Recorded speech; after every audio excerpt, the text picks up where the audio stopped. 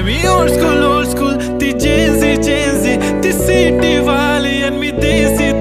तरी इगो तिला जरा भी नाही मनामध्ये खराबी नाही पॅपराझी तिच्या मागे डेली क्रेझी तरी वाय सो शाय सुंदरी तुझं नाव काय आहे तुझं गाव काय आहे ग अरे सुंदरी तुझं नाव काय आहे तुझं गाव काय आहे ग